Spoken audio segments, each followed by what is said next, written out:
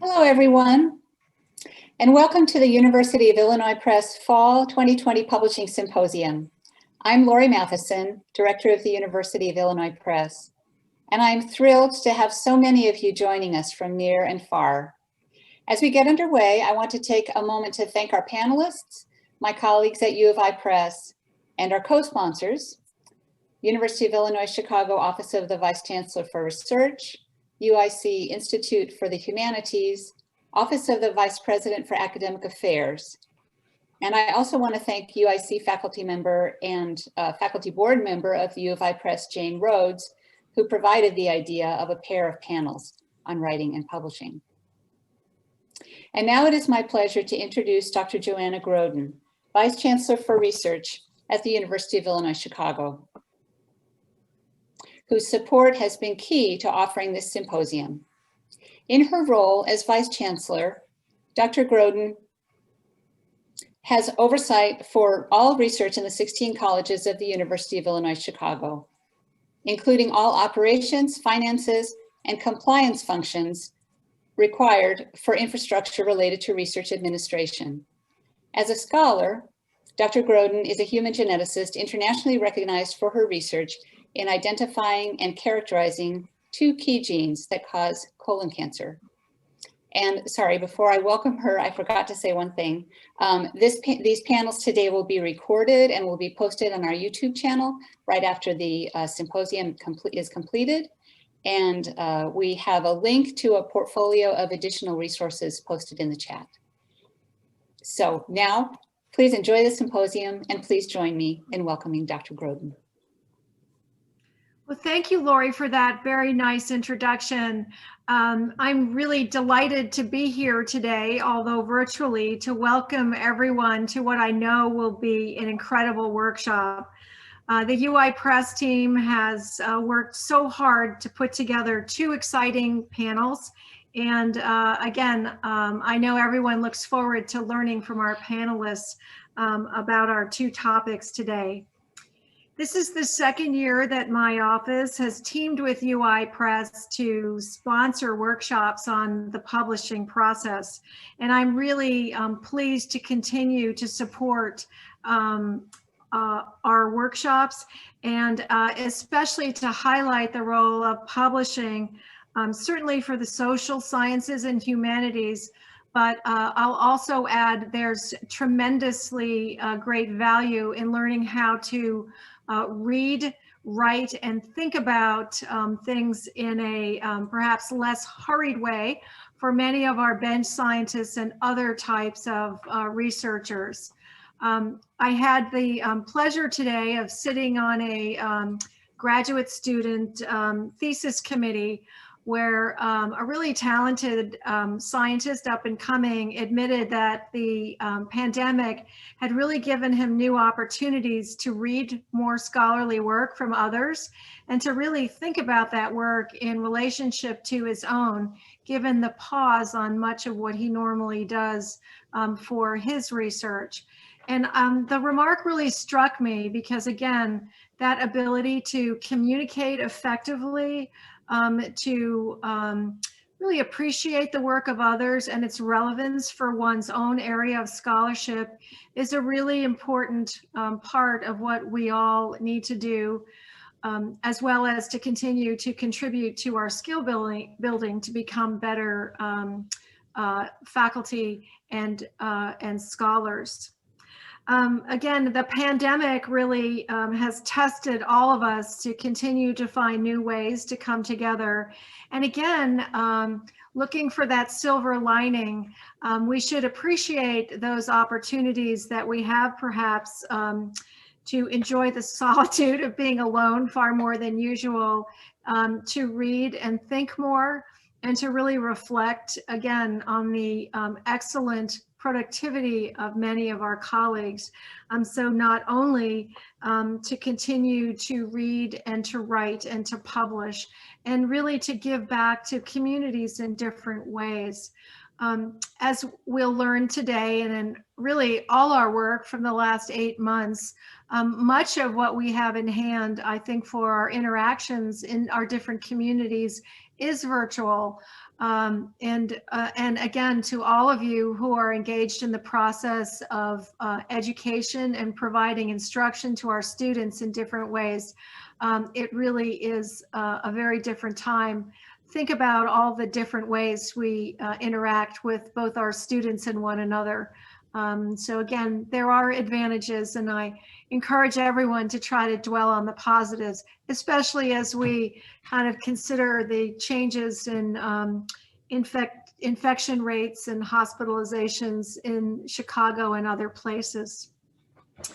So again, I want to emphasize again that publishing our work continues to be critical, not only from the perspective of advancing one's own career, but also contributing to our broader communities, both again for our students and in our areas of scholarship. We all benefit from research and the dissemination of new ideas and the ability to build upon the work of others to really elaborate what we ourselves do individually. So again, I think our new ways of doing this and our ability to learn from one another in panels that can sometimes be more accessible, since we don't even have to walk to go to another building to be together. Again, we should really continue to exercise our cooperative and shared ways of learning to continue to consider our work. And again, as we all discussed last year, and as we'll discuss more today, publishing really is an exercise in cooperation and ongoing conversation, which again, the political times in which we live certainly show we have great need to continue to do. So again, the bottom line, we want dissemination of significant scholarship. We want to enhance and extend the reputation not only of our university, but to promote research and education and the values that we have to really enrich the world for one another and for people that are just joining us in understanding our different disciplines. So today's focus is on getting it written and getting it published. Again, two different, somewhat different skill sets. Again, going back to my area of expertise, I was surprised to learn that for many of our postdoctoral researchers in the sciences, their mentors felt that their greatest deficiency was in communicating their work, was communicating and writing and getting down to making sure that others could not only fund their work, but also publish it. So again, the expertise that our panelists provide today in the social sciences and humanities has great value for all constituencies here at the university. So when you think about what these types of workshops offer in different areas, don't forget about the STEM disciplines as well, because we rely on your expertise in instruction and excellence. Again, I would say on behalf of the UIC community, I want to thank the UI Press staff for all the work that went into putting the program together. And again, I really appreciate their ability to find creative ways to bring resources to enhance our work and our community here at UIC. So I won't take up any more valuable time, and I'll really turn it over to all our experts and my colleagues who are here today. And so we're very grateful to have your participation and to really continue our new stylistic adaptations to the world in which we live. So best wishes for a successful meeting.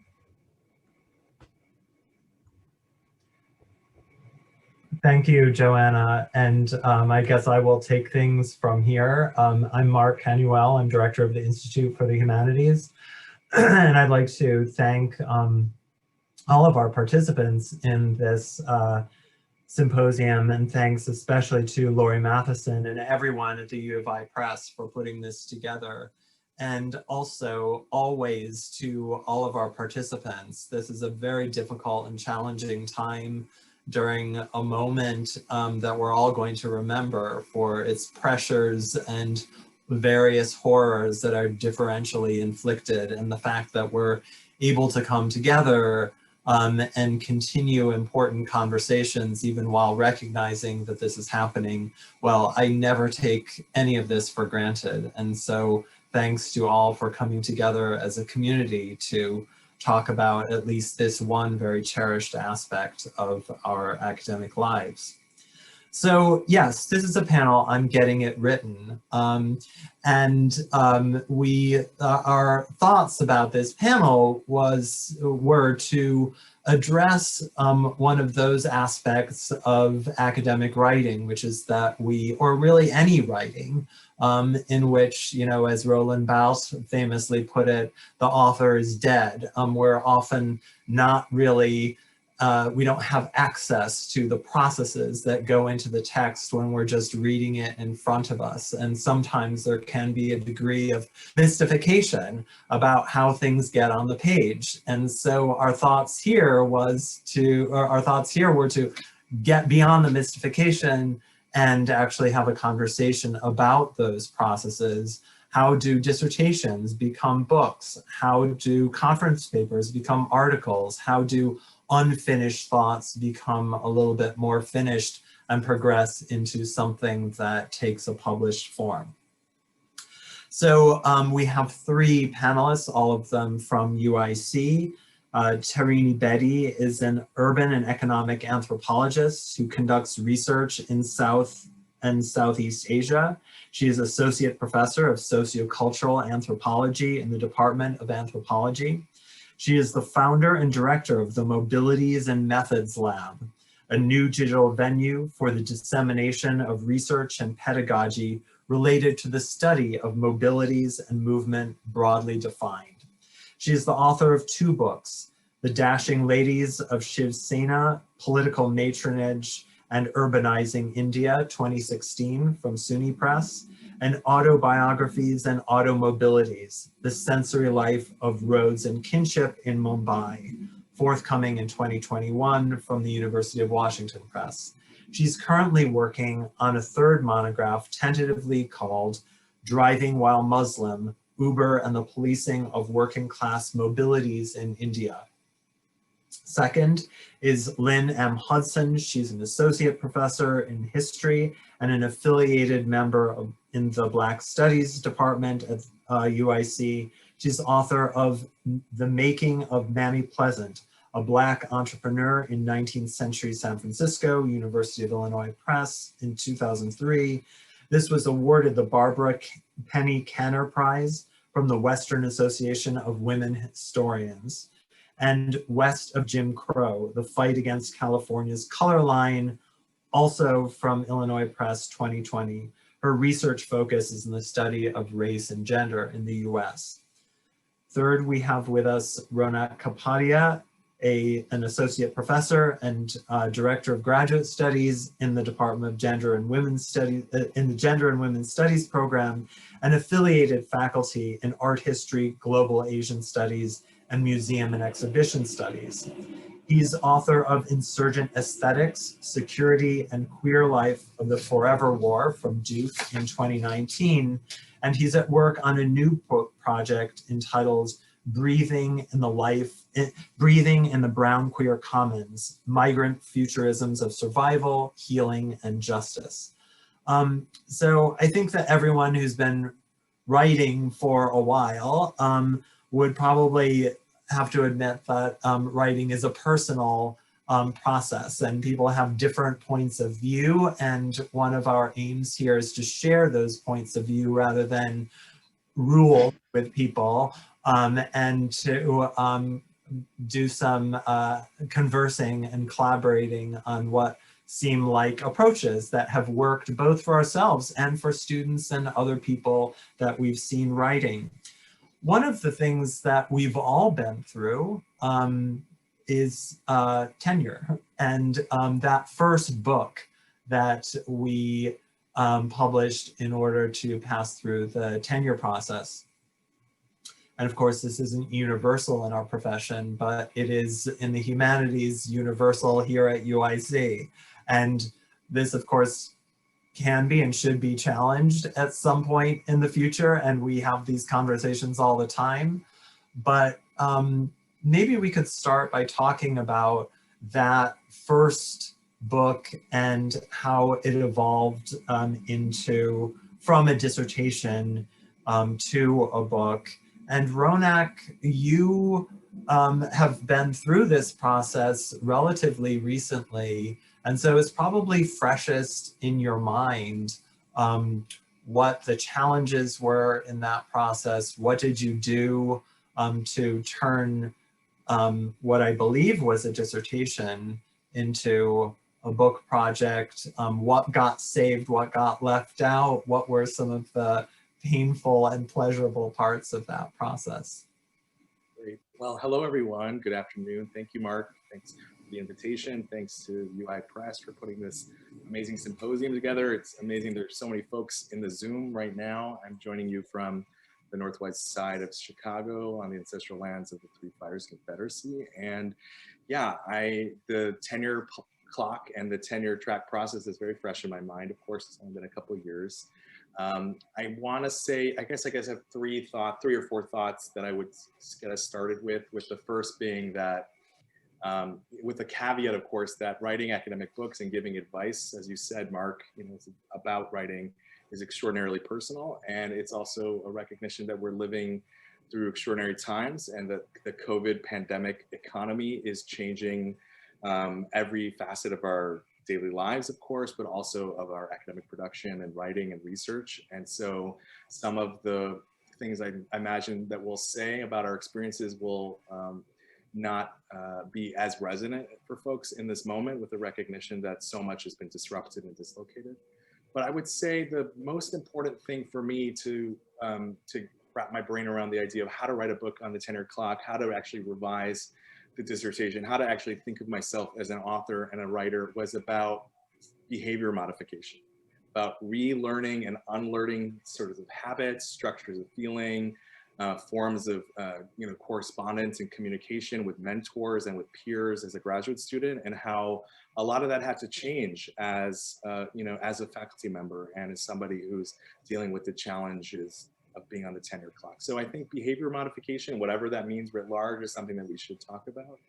The second thing I would say is that peer support and accountability was extraordinarily important. I'm sure everyone will chime in about this, that the idea of building kin and cohorts while you're doing your writing to make it not a stultifying, isolated project or process was so important. And that, for me in particular, building a junior faculty of color writing group here at UIC with several of our colleagues throughout the humanities and social sciences was paramount. I think when I was hired, it was a moment after the recession where there weren't very many junior faculty in the humanities and social sciences who came in with me. And so part of what I was struggling with is how to build those lateral and horizontal networks of care and support that I think, I took for granted in graduate school with a cohort, a really robust cohort. And we had all been spread across, North America as a kind of diaspora. And so that's one thing. And the other thing is how to build that locally. And so I think what became really instrumental were the IRPP write-out retreats and that kind of infrastructure that existed for the Institute of Research on Race and Public Policy, which was such a valuable resource for me because it showed me that I can do this work in community, and that if there are structures that do not exist, that we need to build them. And so, building a weekly writing routine with a cohort of 5 to 7 faculty, junior faculty, that was extraordinarily important. So the second point here would be about cohorts.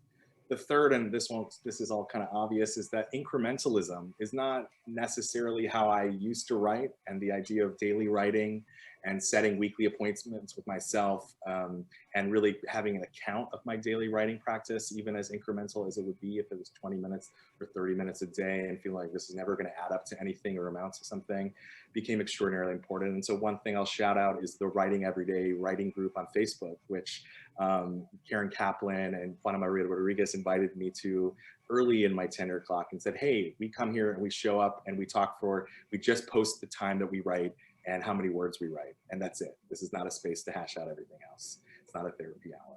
And that became really important because it created kind of incentivizing structure for me to develop an account of what I was actually doing each week. So those things became really important. And the last thing I'll say, or maybe two more quick points, is that the peril of comparison is something we should talk about, think about, with the recognition that the experiences that we have as writers, especially as junior faculty members in this moment, does not mimic or resonate with the experiences of our mentors, many of whom are at prestigious institutions of a different generation in the academic industrial complex. And if anybody tries to tell you there's a typical timeline for a first book publishing process, don't listen to them, because people have different accesses to wealth and elite schooling and a whole tantamount set of struggles and challenges that you may or may not have.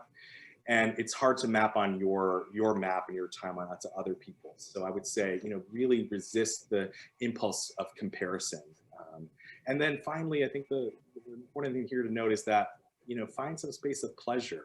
The point of writing, and we all have complex relationships to writing, of course, but identifying writing as an antidote from the other things that you're doing in your day, the other things that we do in their jobs as faculty members and as professors, that make space for pleasure, and don't be wrecked by the limited imaginations of other people who are thinking about and talking about your work. So make sure, and this maybe is a final thought, is that be really thoughtful about how you assemble your care team, the committee of people that you bring, and let you give you feedback and generously hold the line with you, but also be rigorous at the same time. So there's a lot of kind of curatorial work, I think, that goes into the tenure clock and surviving and navigating the manifold crises of our industry, certainly, but also of the world's historical moment, that are also just nitty gritty in this way. So that's what I would say to start. That's so helpful. I mean, that's really something to take to heart, I tell you, with the perils of comparison. I'm going to have to remember that and cherish that thought and pass it along to others, because it's just something that I just believe in so much, that when we talk about these issues, we're always needing to frame them in terms of our particular situations, and they're not rules. We can't just assume that people are necessarily going to share them. One of the themes that you have in what you were just talking about is the importance of the collective and having peer accountability and even organized writing groups. And so I was wondering, Lynn or Tarini, if you have had experience with that kind of thing?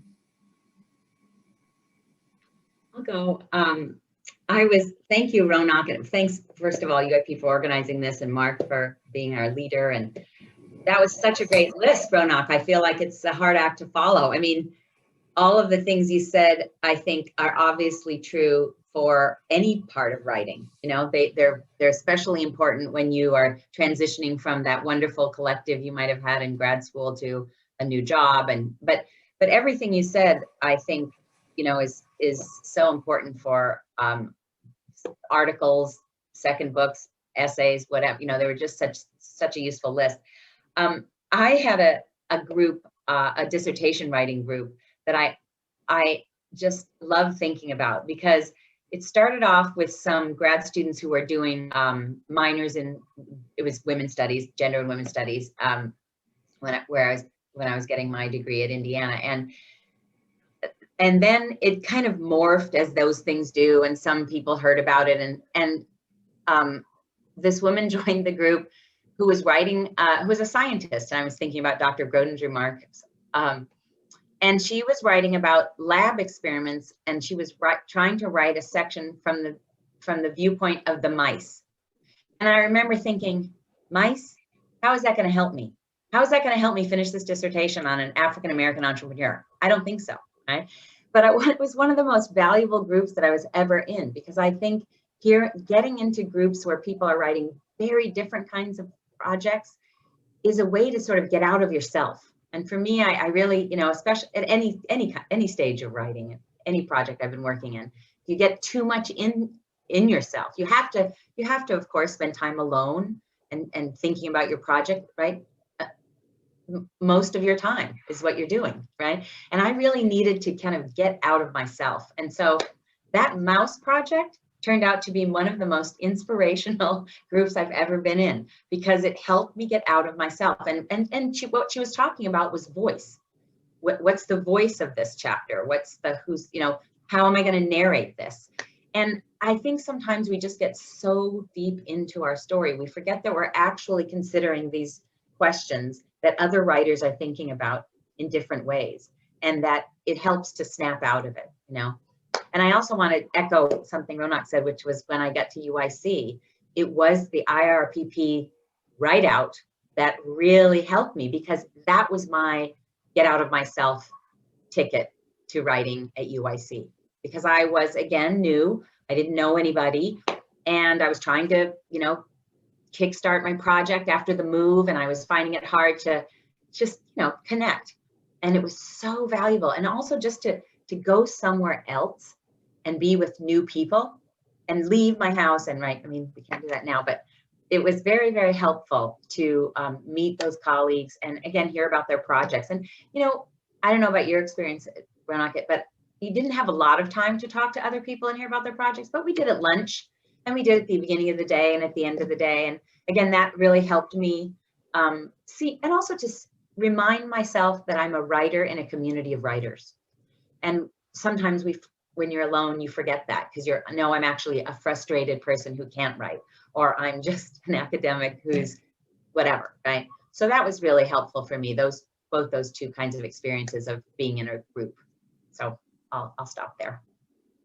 That's wonderful. That's really helpful. The right, just to follow up one tiny little thing on that. The IRPP group does have there is like a kind of coaching element in it as well, right? And yeah. So maybe we can come back to that, like different ways in which people have benefited from retreats and groups of that kind. But Tarini, how about you? Have you had experience of? Yeah, so thank you. Thanks so much. I'll pick up on two things that I think both Ronak and Lynn have already talked about, but perhaps my experience of the collective was a little different. So I certainly, I'm an ethnographer, I'm an anthropologist. The beauty of my discipline is I'm rarely ever looking at a blank page, because I have field notes. And so I always start with the places of my research that I love. And I think this goes back to Ronak's suggestion, that one should use the tools of one's discipline to find the places that you enjoy, the things you enjoy working on most. And for me, it's my field work. And, I have these copious, actually handwritten field notes. Just the process of sort of bringing those onto the page is the start of my writing.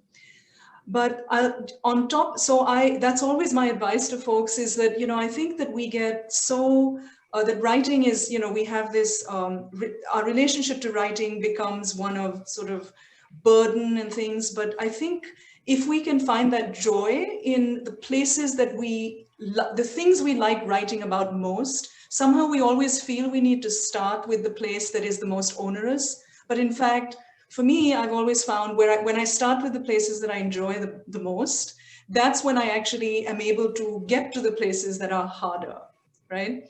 So and in terms of my dissertation converting my dissertation into a book, I was lucky enough that, I'm part of I am part of a sort of an Indian studies group, which actually sponsored at our annual conference a dissertation to book workshop. And they do that every year. Now, I was in the founding workshop, which actually brought together folks from across the humanities and social sciences, but who were South Asianists and working in South Asia. And that's where I work. I do most of my work in India. So this was, at this point, I found a group, not so much of people who were writing, but a group of readers, right at the point where I was trying to convert my dissertation into a book proposal. And it was a group of about 15 folks who basically followed my dissertation, my book for 7 years.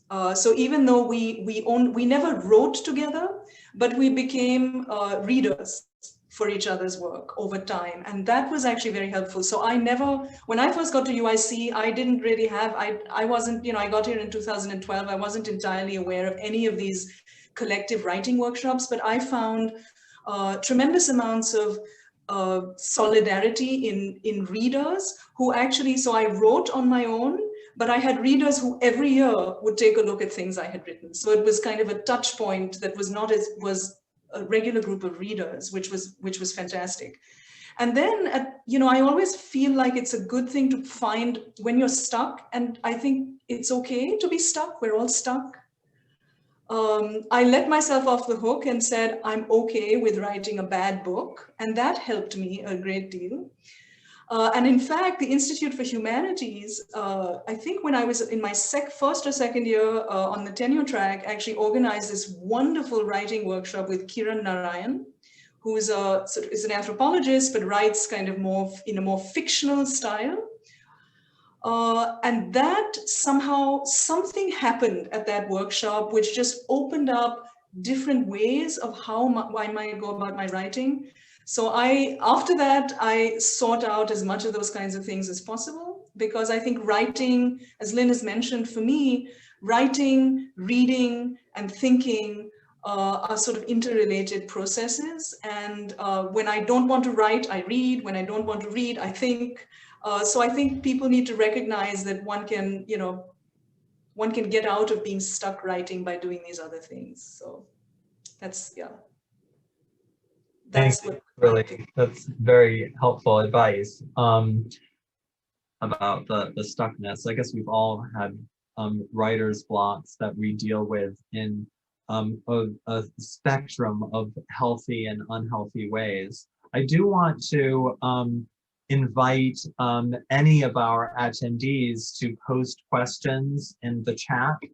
We do have a question here from Laura Pita, who wonders about how we might extend some of this discussion to independent scholars. It's really a great question. Do any of you have advice for this growing group of independent scholars? I, for one, would just say, you know, Tarini was mentioning the Institute for the Humanities. The Institute for the Humanities is a great way to connect with other humanists. And I don't know whether we're talking specifically about work in the humanities, you know, from Laura's question, but I do think that, and in fact, I know that the Institute is a great place for independent scholars to come and talk to other independent scholars, and also people who are from UIC and from beyond, and to, you know, talk to other people, talk about their writing, and talk about ideas. And so, do any of you folks have thoughts about that, Ronak? Yeah, well, one thing, of course, to say is that we know that tenure and tenured faculty are increasingly shrinking island in academia, and that this, I think this question is really about resources more than anything, right?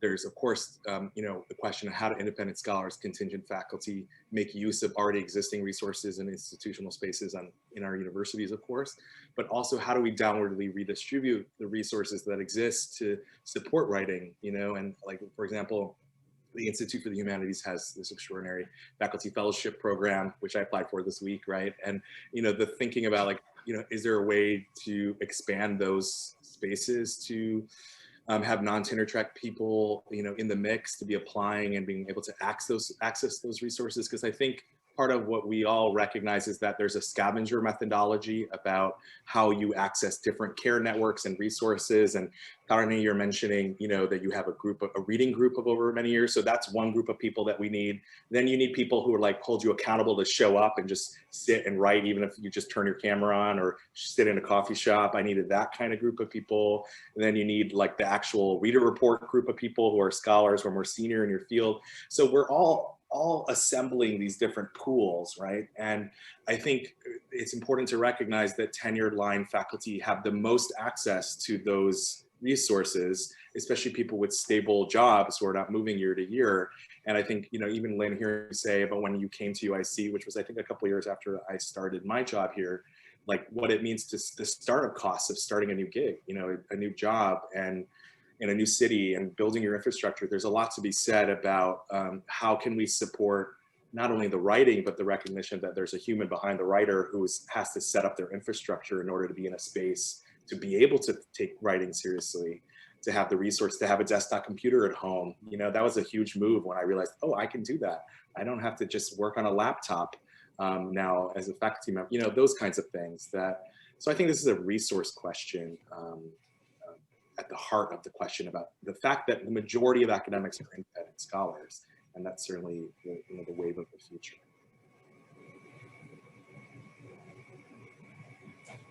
Anybody else want to chime in on the independent scholar question? We have a question that I was kind of curious about behavior modification, because I think maybe a lot of us have thoughts about that and personal narratives about what that actually means. Perhaps, Ronak, would you like to? Okay, just 20 seconds of that, because it's, you know, wading into perilous waters when you use the language of behavior modification to some degree, right? Because it sounds like therapy speak. And I guess I do kind of mean it that way, in the sense that, you know, at least for me, UIC, being a tenure track professor here, was my first academic job. I came with a year postdoc, and I had to unlearn a lot of the kinds of habits that I had developed in graduate school, including binge writing and binge dissertating towards the end, you know, as I was wrapping up, and recognize that I needed to think of this not as a sprint, but as a series of, you know, sprint-like marathons, if you will, and that there was a longer arc, and that I had more time in a certain way than certainly as a graduate student finishing up, and that I needed to recalibrate to the temporality of being a professor, and a recognition that now, after years, I recognize how the semester will feel, and that, you know, this is crunch time around mid-November, and that it means I'm not going to get a lot of writing done, and I cannot beat myself up about that, and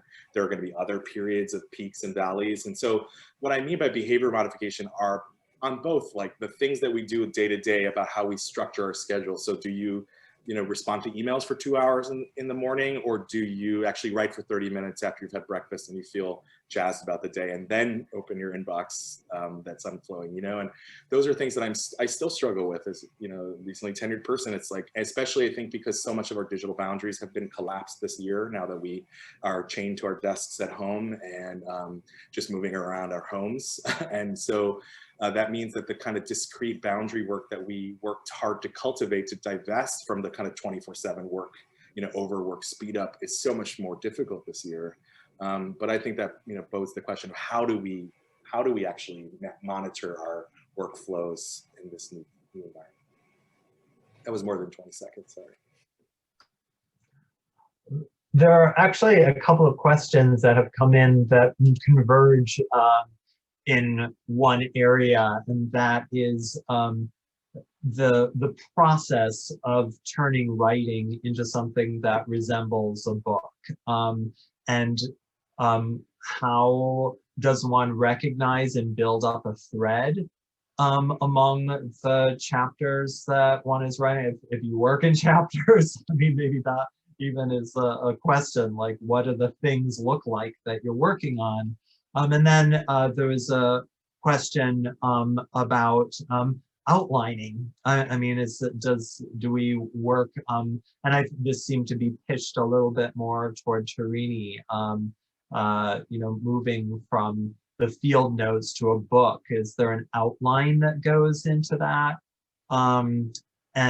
There are just a couple of others that are moving in this process type direction. And so, Tarini, do you want to take that up?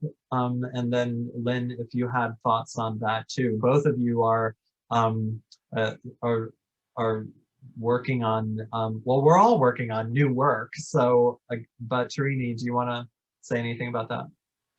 Sure. So I'll admit, and I'll also just respond to the question about what the Kiran Narayan situation. And I think that what flipped the switch is, we as academics actually, I have a brother-in-law who's a playwright. I have one of my closest friends is a novelist, and they identify themselves as writers. And I think this workshop actually, I've always thought of myself, I'm an academic, I'm an anthropologist.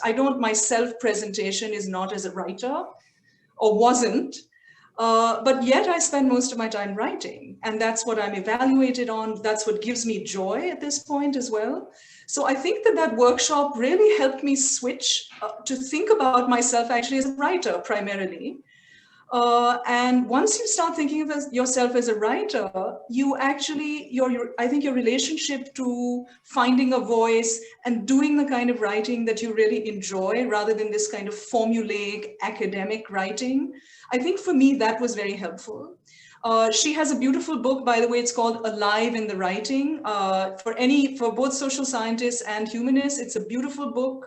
It's something I use when I'm teaching my own students how to start writing a dissertation. So that was sort of almost very transformative for me.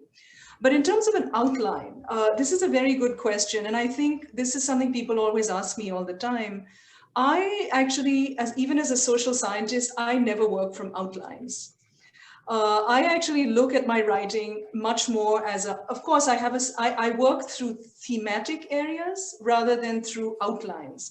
So I go back to my field notes and my research, and I actually write them up as themes. And I think another thing to remember is, I think in the sort of more humanistic social scientific writing that I do as an anthropologist, is that the writing itself is part of the research. We tend to think of our research here and our writing here, but the writing is the way in which we think about our research. And I think that I allow myself to actually work thematically rather than through outlines necessarily. I often don't know where the writing will end up.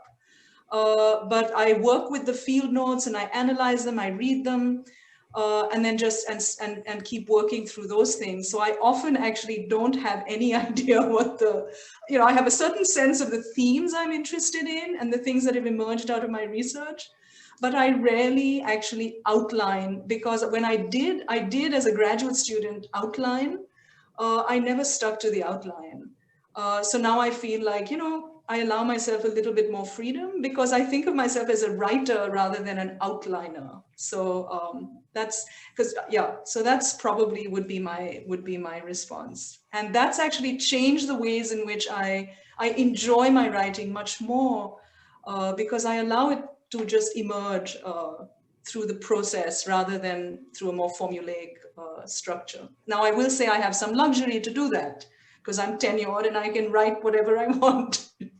So there is some element to that. But I did actually, towards the end of writing even my first book, I do feel like that sort of just allowing myself to break out of to recognize the dissertation is a very paranoid genre, whereas the book actually is a genre that kind of allowed me to break out of the paranoia to some extent. Thank you for that, Tarini. That makes a lot of sense, like giving up the shackles of the outline. Lynn, I'm seeing you nodding. And I love that. I just feel that everything that Tarini just said about, the book being a paranoid, the dissertation being a paranoid genre. I too really had to sort of, and like Ronak said, snap out of sort of formulaic ideas and the dissertation habits that I had developed. In my last book, and again, I had the luxury of doing this, I feel like I was, again, going with the process more and not using an outline. I was trying to connect up 6 very different stories about the experience of African Americans and their allies in Jim Crow, California. And at the beginning of the process, I wasn't absolutely sure why I was picking certain stories, but I knew they had to be in. And so I had to snap out of the paranoid genre, and I had to just go with my gut. I knew they were the right stories, But at the beginning, I didn't know why. And I had to do a lot of free writing. I even had to buy, I don't even know how much money I spent on blank books, because I had to start just free writing in blank books. Why this story about this school or this pool or these folks, this all Black town? And then I was sort of also playing around with the title, and the title West of Jim Crow was helping me think about, at first I wasn't sure, I didn't know, maybe that was going to be the title, maybe it wasn't, but there was something about that phrase that was, I had to free write about it to figure out, what do I mean by that? What does that mean? What does it mean to experience this outside the South? And then it was that helped me get the kernel and the through line and the arc of the book. It wasn't an outline. It wasn't even knowing, and I didn't even know why. Like I said, I wasn't really sure. Some of the chapters for a long time, in fact, I shouldn't say this in front of Laurie, but until really the last minute, I wasn't sure if some of those chapters should be in or not. It took me a long time to gather the thread and figure out what it was. And again, a lot of what people have said already is you've got to give yourself a break. You've got to allow yourself to just know that something's going on in there, and writing was the research. I echo what Tarini said, that it was the free writing that helped me get the thread. And it took a long time, and I had to just go, okay, it's going to take a while. Yeah. And I think I just wanted, sorry, Ronak, go ahead. Oh, go please. Well, I just wanted to say, just to add on to what Lynn just said, I think that it's really important, because I think that often we spend the time on that free writing and then get frustrated with it. But actually, that's the work that has to be done. It's sort of the muscle building that has to happen before you can, before you can dance or whatever. And I think if that work isn't done, it becomes much harder to do the, to do the dance, I guess. Or it's like learning how to do anything. And I think that's really important.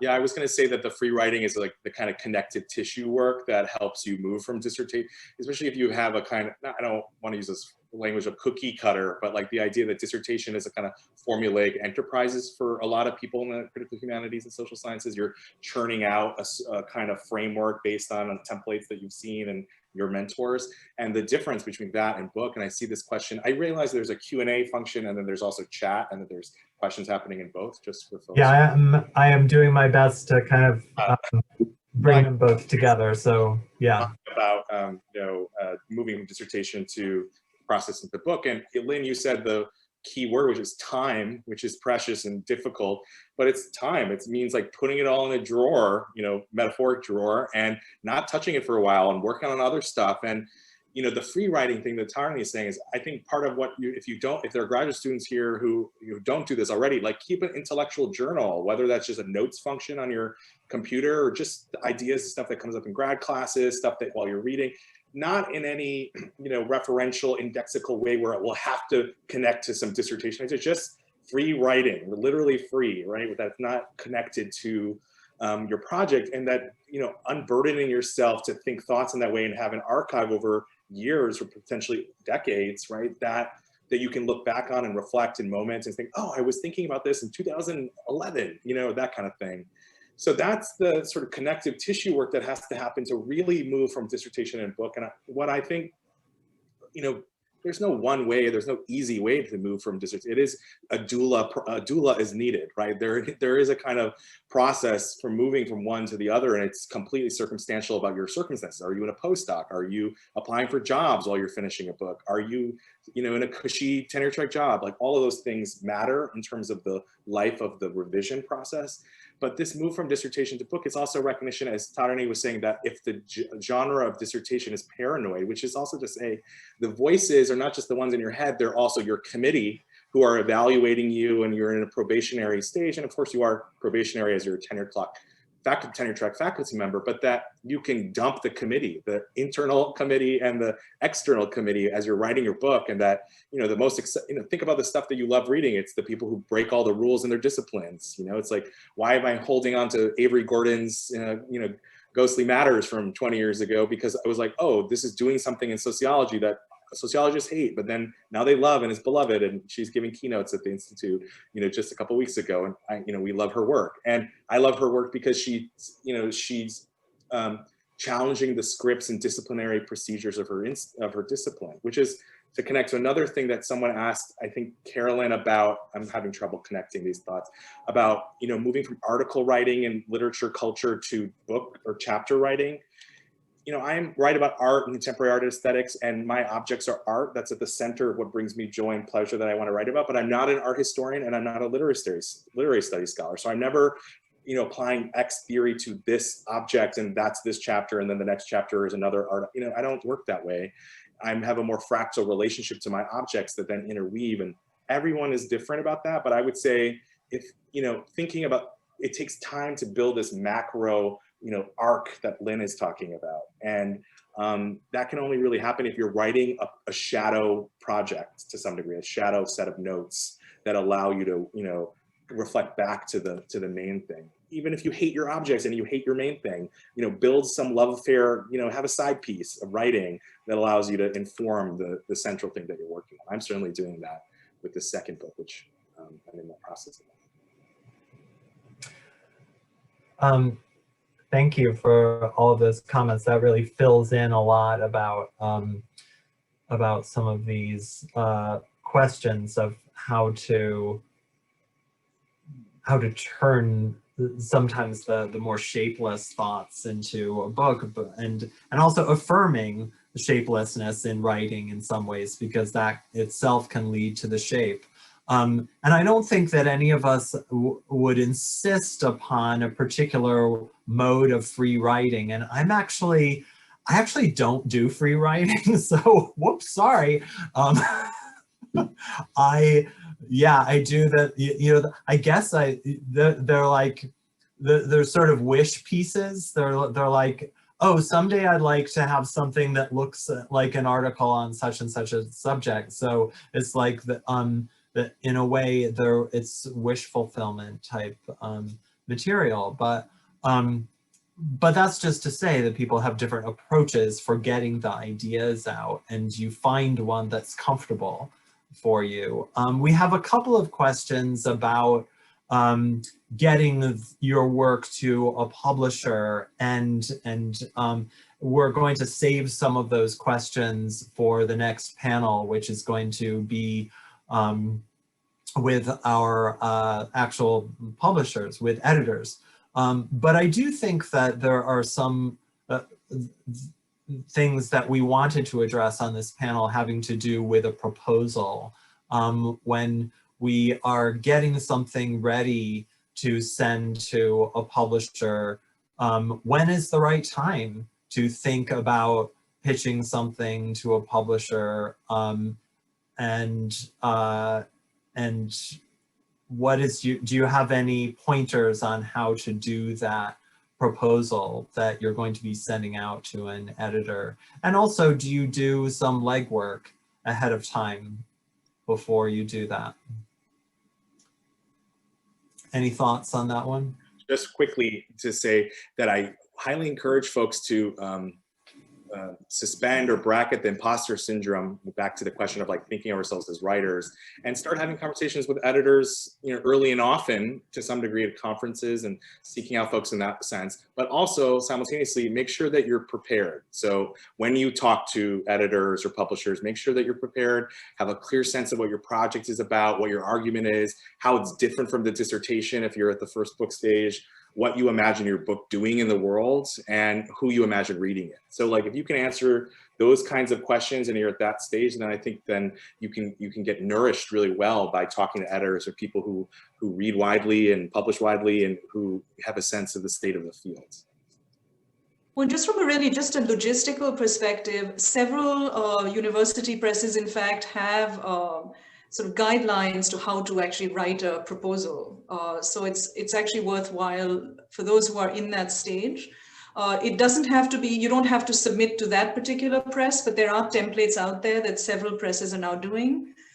Several professional societies now at our meetings actually have publishers come not just selling books, but they actually do workshops and things to seek out those professional development workshops, which actually fill up quite quickly. I know in my own field, those fill up very fast, and publishers actually, acquisitions editors actually come and help young scholars. So there is quite a lot of push broadly, I think, across, at least in the social sciences, to be doing this kind of professional development, which I don't think existed even 10 years ago. So I would recommend for young scholars to seek those things out, because then it gives you a structure for what a proposal should look like. And then when you speak to an editor in person, as Ronak says, you should be prepared with the kinds of questions that a book proposal needs. So I would say, yeah, logistically, there are a lot of those kinds of things available in the public domain.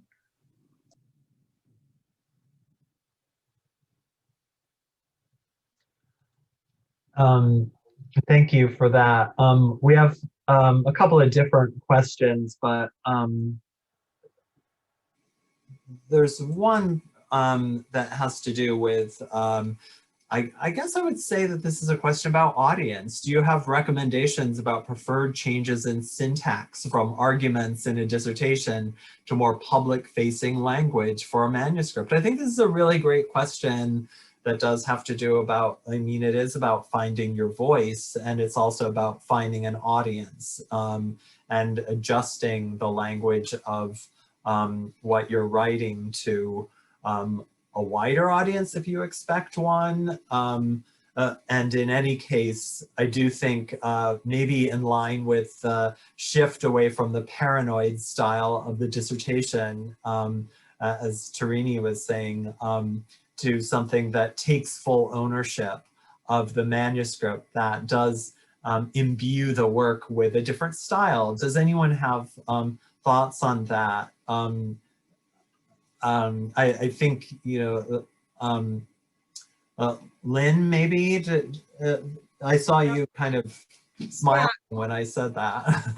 I don't know that I can be very coherent about this, but I do know in my own discipline of history, there's so many conversations about writing approachable texts and the narrative form. And, this has really changed so much in the last few years. So the advice that I got is completely irrelevant now about, the dissertation will look like this, and the book could have this kind of literature review in it.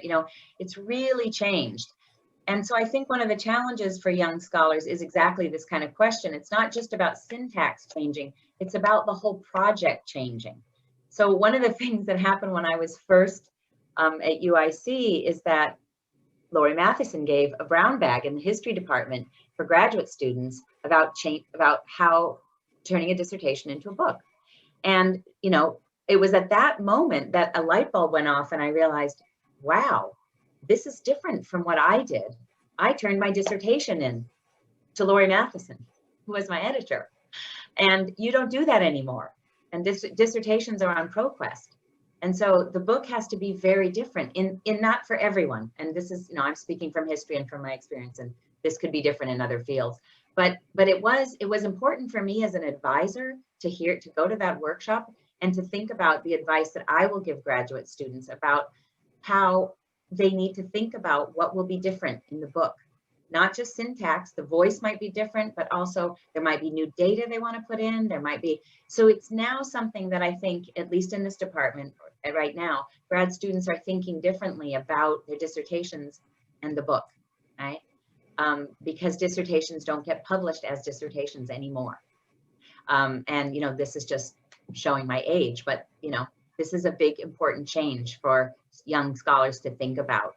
All of the things. I'm sorry, I'm not addressing the syntax question, but it is a question too about, right, finding your new voice as a writer, not as a dissertator. Yeah. And, I'd just like to add to that, and this is something that I think came up in the chat, that Jody Diamond has asked, why not just write a book instead of a dissertation? And I think those of us who are, in fact, advising graduate students who will be going on to academic or are interested in writing a book, I think perhaps this is something we need to be taking much more seriously in actually guiding our students to be writing something that is more accessible, that engages different kinds of audiences. And I will say that, you know, I think my writing has actually developed quite a bit through my teaching. So often in an undergraduate classroom, I see the kinds of things that undergraduates, you know, connect with. And university presses are increasingly wanting to publish books. I don't know, Laurie, I don't know if I'm speaking out of turn, but I think that, you know, that books that can be sold and be used in undergraduate classrooms are books that we, you know, that get published and that get sold. But they're also actually, you know, books that you want people to read your books. And I think, at least I do. So, you know, I think struggling with that, when I worked, I think my advice to most folks would be get rid of that entire lit review chapter. You know, the 5,000 citations you have there, get rid of them. And go back to the substantive pieces to find your voice, and then come back to that first chapter. I found that was actually useful. I still find myself, even as a more experienced writer, trying to like cite other people. But now I've let myself off the hook and, you know, just put them in a footnote. That's it. Can I impart here, and not, I'm just mindful of time, but also just to say, like, I didn't think I would do this, but defending the dissertation as a genre, which is to say, you know, it's an important, yes, it's disciplining in a certain way, but it's this kind of skills building exercise, including writing a literature review, right? You know, especially for interdisciplinary scholars, like I have a PhD in American studies, a lot of folks who are learning the syntax and grammars and disciplinary mechanisms of multiple disciplines simultaneously and trying to master as much as possible. It's a recognition that if you're trying to intervene in multiple fields, sometimes it's important to not skip over those steps, certainly. And I think that this part of teaching or telling graduate students to just write a book, you know, that not only is that a professionalizing counsel that is tied to the market logics, as you're saying, Tharani, about academic publishing, but it also skips over some of those foundational steps about how to, you know, how to be interpolated into your fields, and that might be multiple fields, plural. So I just want to also just add one thing about what Lynn was saying, is that there's so much more experimental writing in our fields. Like I think of like Saidiya Hartman's Lose Your Mother. That book opened up a whole new trajectory of how people conceptualize their second book project. Oh, it can be poetic and personal and autoethnographic and do all these things, you know, and there's so many examples of that now that has, I think, been useful for me thinking about what the second book could be, but also the first book is, I think folks are knowing too. So much has changed. The ground has shifted so radically under our feet over the last several years. And it's important to recognize that you should have clarity about what your vision is and what you value and what you want to write about, and who, you know, write beautifully and all those things, but the recognition that by the time the book actually comes out, it's going to be a very different moment and landscape. And there's a temporality dimension here that we didn't talk about, but important to know about academic publishing as well. Thank all of you for these really helpful comments. We are now just about out of time. In fact, we are over time. I would like to thank all of you for joining us, and also to our generous audience for chiming in with such great questions. We really appreciate it. Thank you all so much for joining us, and please do register for the next session, which will be with editors from a range of presses, and you'll be able to find out a lot more about the process that happens when you are looking for a place to publish your book. Thank you, and we'll see you soon.